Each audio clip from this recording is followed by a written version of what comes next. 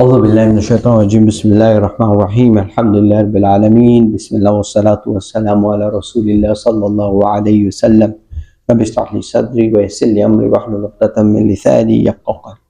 Assalamu alaikum brothers. Today inshallah we're going to talk about the first 10 days of Dhul Hijjah and what does Allah mentions in the Qur'an. The day Allah swears by in the Qur'an. أعوذ بالله من الشيطان الرجيم بسم الله الرحمن الرحيم والفجر وليال عشر والشفع والوتر والليل إذا يسر. By the dawn, by the 10 nights, by the even and the odd, and by the night when it passes. So the majority of the scholars say that these 10 nights which referred to in the first 10 days and 10 nights of Dhul Hijjah. So Al-Fajr walayalin ashr. So when Allah mentions Al-Fajr, means Allah is taking an oath, right, with Fajr, the dawn, and then by the 10 nights. Allah is swearing by these days as a sign of greatness and virtues. And when Allah swears by something in the Qur'an, it highlights the importance and greatness of it. So Allah talked about Wal Fajr, right?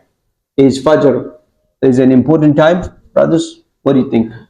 It's a very important time. It's the start of the day, right? It's the start of a new beginning. If Allah has given us life, it's a big thing, right? We can do another fresh start, right? Likewise, did Allah swear anywhere else in the Qur'an? Any other surah that starts, brothers? Wal Asr. Yeah. Allah swearing by time. Like Wattini wa Zaytoon. Right? Allah swearing by Wattin, the fruit, Zaytoon. So many places, brothers. Allah is swearing by the different things. So whenever Allah swears by anything, or Allah takes an oath by something, then Allah is showing the importance and greatness of this. Okay? So likewise, Wal Fajr, Allah started with by the dawn, and then walayalin ashr, yeah, by the 10 nights, which is referring to the 10 days of Dhul Hijjah. Some of the scholars said that the 10 nights may refer to the last 10 nights of Ramadan because it is layl, and in Arabic day means yawm, right? And whereas in this verse Allah is saying night, yeah, walayalin ashr. What does that mean?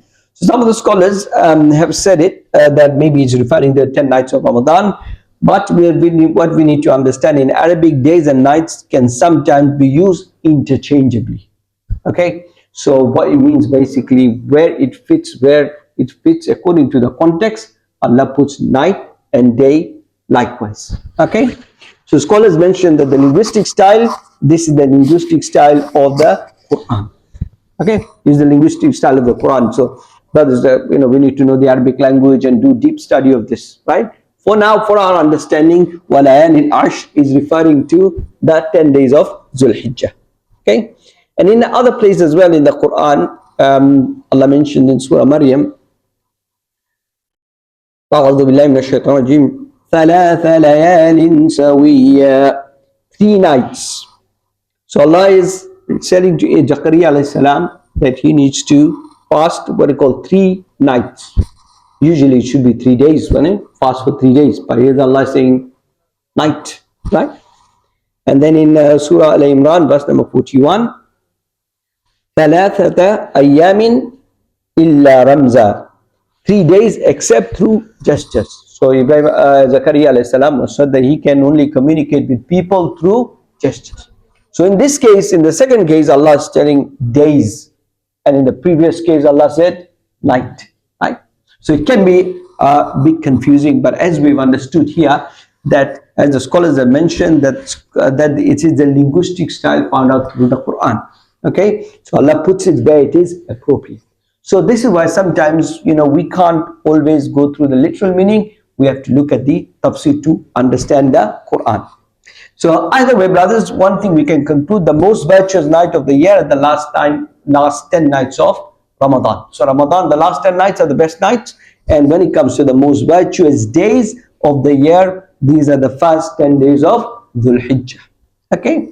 And Allah gives special season throughout the year for worship, mercy, and forgiveness. And Allah also, Allah swears by. Sometimes scholars refer to the dawn, refer specifically to the dawn of Eid al-Adha wal Fajr. So one of the explanation is referring to the day of Adha. Yeah, the day of Eid. The dawn comes after the blessed day of Yawm al-Arafah. And it highlights the honors and sacredness of Dhul Hijjah. And yesterday we talked about it because the month of Dhul Hijjah, there are so many different acts of worship. The day of Hajj, the day of Eid, the day of sacrifice, right? And all these things. That's why the importance goes up. And one last thing, brothers, it is also being referred as the day of Arafah, the Yawm al-Arafah, has got a lot of importance in terms of its link to Yawm al-Jum'ah. The witness and the witnessed. Allah mentioned in Surah Buruj, verse number 3, وَشَاهِدٍ وَمَشْهُودٍ. The witness and the witnessed. Scholars explain that the witness refers to the day of Jum'ah and the witness refers to the day of Arafah.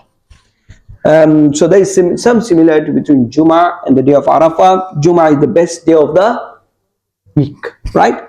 And Arafah is the best day of the year, right?